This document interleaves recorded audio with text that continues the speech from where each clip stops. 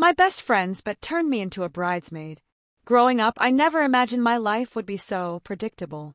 Wake up, go to my marketing job, endure 8 hours of endless spreadsheets and polite small talk, and then collapse on my couch with Netflix and takeout. I wasn't unhappy exactly, but something always felt missing. I'd buried my creativity, my passion for art and expression, under a mountain of responsibilities and self-imposed expectations. I was ordinary, painfully so. My best friend Lily often teased me about it, saying, "Ethan, you've got all this potential bottled up inside you. One day I'm going to crack you open." I'd roll my eyes and laugh it off, but her words always lingered longer than I wanted to admit. Lily, on the other hand, was the opposite of ordinary. She was magnetic, a whirlwind of confidence and chaos. She'd recently gotten engaged to her boyfriend, Caleb, and thrown herself into wedding planning with all the gusto of a woman who lived for the spotlight. I wasn't the type to get involved in grand celebrations, but I was happy for her. She deserved all the happiness in the world. What I didn't realize was that her wedding was about to become the stage for a transformation I never saw coming. It all started during one of our usual Friday night hangouts.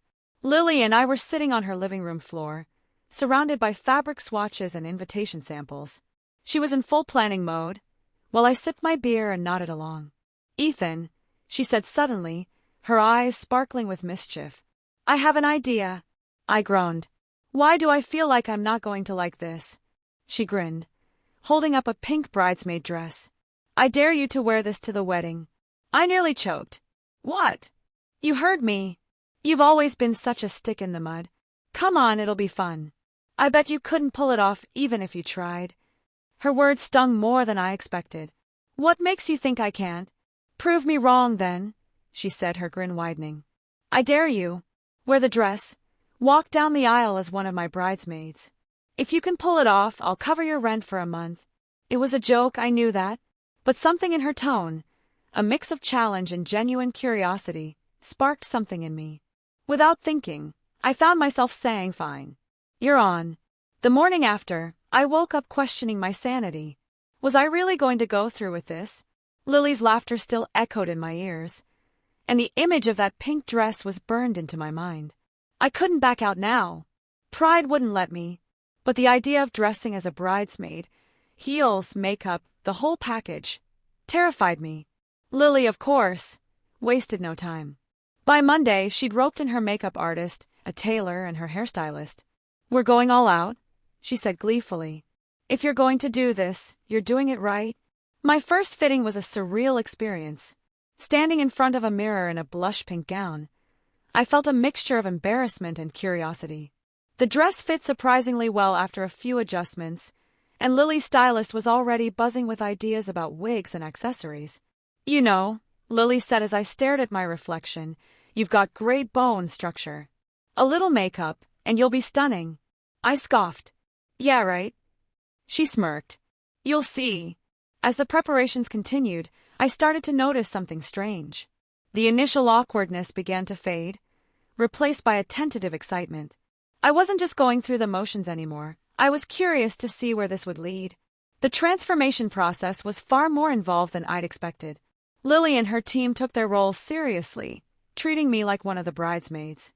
At first, I felt like an outsider crashing their party, but Lily's infectious enthusiasm was hard to resist. "You're a natural," the makeup artist, Julia, said as she blended foundation onto my skin. "Most guys would be squirming by now." I laughed nervously. "Trust me, I'm squirming on the inside." By the end of the first session, I barely recognized myself. My face was subtly contoured, my lips painted a soft pink, and my eyes framed with mascara and eyeliner. A blonde wig completed the look, cascading in loose curls over my shoulders. "Ethan, meet Evelyn," Lily announced with a dramatic flourish. I stared at my reflection, stunned. Evelyn was beautiful, and for the first time in a long time, I felt beautiful too. The next few weeks were a whirlwind of preparation. I practiced walking in heels, perfected my posture, and even learned how to apply my own makeup. Each step felt like peeling back a layer of myself, revealing something I'd kept hidden for years. One evening, as Lily and I were practicing the bridesmaid walk in her backyard, she turned to me with a serious expression. "You know, Ethan," she said, This isn't just a joke anymore, is it? I hesitated, unsure how to answer. What do you mean? I mean, look at you. You're glowing.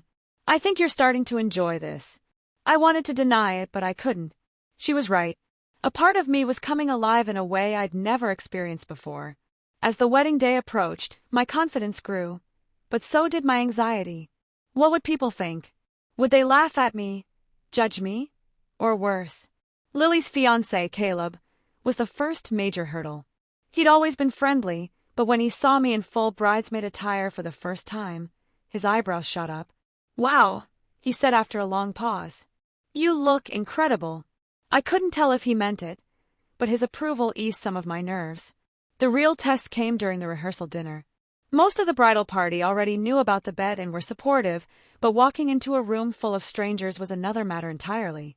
Whispers and stares followed me as I made my way to the table. I felt like every insecurity I'd ever had was laid bare. But then, a little girl at the next table tugged on her mother's sleeve and whispered, "She's so pretty." Her innocent words were a balm to my nerves. I smiled at her, and she waved shyly. On the wedding day, the transformation was complete. Julia and her team worked their magic, and when I looked in the mirror, I saw not just Evelyn, but a version of myself I never knew existed. The ceremony was a blur of emotions. Standing alongside Lily and the other bridesmaids, I felt a strange sense of belonging. When I walked down the aisle, I held my head high, feeling more confident than I ever had before. Lily squeezed my hand as we stood at the altar, her eyes sparkling with pride. "I told you," she whispered. "You're a natural." The reception was the true test.